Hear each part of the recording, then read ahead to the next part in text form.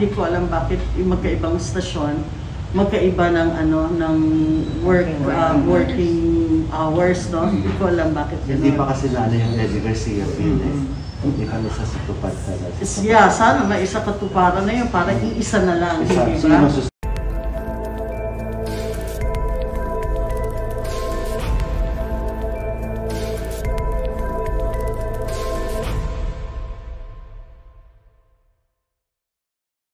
Ikaw ba direct, ano ka, may limit talaga yung working hours mo?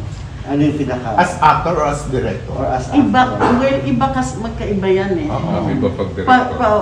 Pag director kasi you're pro-production, hindi ba? So, kailangan kung ano yung... Sa GMA kasi they follow the 18 hours. So, sa ABS yata, 16 hours lang yata. Hindi ko alam bakit yung magkaibang stasyon, magkaiba ng ng working hours, no? Hindi ko alam bakit gano'n. Hindi pa kasi nala yung Eddie Garcia film eh. Hindi kami sa satupad talaga. Yeah, sana may isa katuparan na yun para iisa na lang, hindi ba? Sino susundin? Kung sino susundin, yun na susundin. Yun na susundin. Yun. So, pag director ako, I follow the 18 hours thing. Pag artista ako, alam mo, I think may cut-off ka? Hindi naman ako nagka-cut off, pero they finish naman me at a certain time. Lalo na ngayon ngayong nag-artista ako ulit, they finish me ahead of everyone naman. Hindi ako kailangan magsabi sa production na may cut off ako o kailangan na ilang oras na akong nandito ha. So they call me at 6:30 in the morning. 18 hours is 12, yeah? 12, tama ba ako? 12 midnight. So, by 12 or before 12, tapos na ako. Tapos na. It's so nice na yung production is very responsible. Na hindi na kailangan hindi na ako kailangan magsabi. GMA to.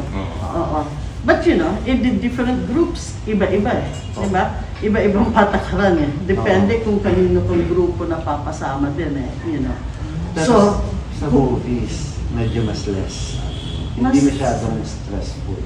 Hindi naman. Kasi mas ilang araw yung sinushoot mo for a number of sequences. At saka hindi katulad sa TV, you know, as alam nyo naman yun, di ba, na 25 to 30 sequences in a day. Kumusta na rin pala yung carnival na natapos nyo na? Hindi pa.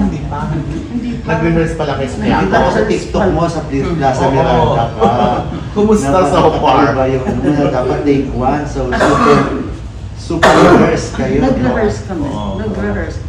Madugo, sabi ko nga, madugo, ma-ambisyon.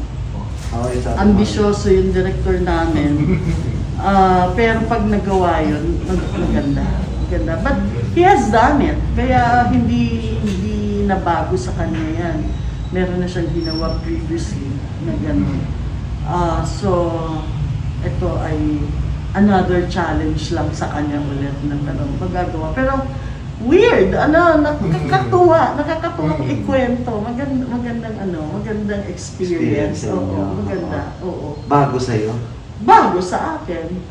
Bago sa akin kasi sabi ko nga, nakakatawa. Kasi tinuturo niya sa akin, anong sasabihin ko. Sabihin mo, ako po si, saan pangalan ko? Sandra Marquez, etc.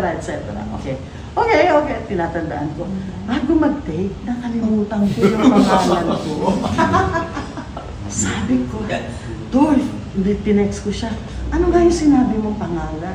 Siguro busy, hindi na ako sinagot. Sabi ko, alam ko, nag-umpisa sa S yun eh. S, ganyan dyan. Inisa-isa ko. Sabi ko, Lord, ano na po ang pangalan ko? Kasi nasa dialogue ko yun eh. Nasa dialogue ko, mag-news reporter ako. Di syempre, magsasabi ako ng pangalan ko, di ba? Ako po si Sandra Marquez, nagre-report sa inyo. Tararara. Sabi ko, hindi ko matandaan yung yung pangalan ko yun. Yun ang yun ang isa sa mga aking kinakatakutan doon. Makalimutan ko kung anong dapat kong gawin at kung anong kailangan kong sabihin. Baka tumili-tili lang ako doon. Eto na, meron pang ang isa. Supposed to be si Mami Erlinda. Pagpasok ko doon sa building, dapat nandun siya. Oo, Villalobos. Dapat nandun siya, dapat kakausapin ko siya. Nakita ko siya, papasok na ako sa building, nakita ko siya nandun pa rin sa crowd. Hindi makaalis. Sabi ko, anong ginagawa niya kaya? Maya-maya ito na yung camera. Wala si Mami Linda. Nasa na yung eksena ko. Wala yung mga ganung mga pagkakataon. Nakakatuwa siya. Pero exciting siya gawin. Pero dito sa Pieta, direct na ibang stand kayo ginawa rito? Or mas madrama siya? Or paano? Ibang style? Wala naman. Talagang tagisa ng acting. Kasi sinasabi ni Alfred na hindi niya makalimutan yung eksena magkakasama kayo lahat. Nandun siya, si Jacqueline, ikaw, si Ate Guy. Oo. Paano yun yung inagawa yung eksena nila? Kumusta rin sa'yo?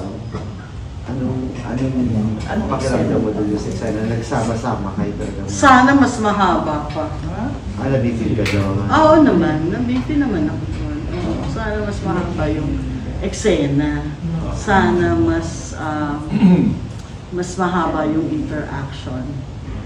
Ganun. Yun yung highlight, isa sa mga highlights ng film. Yeah, isa. Oo.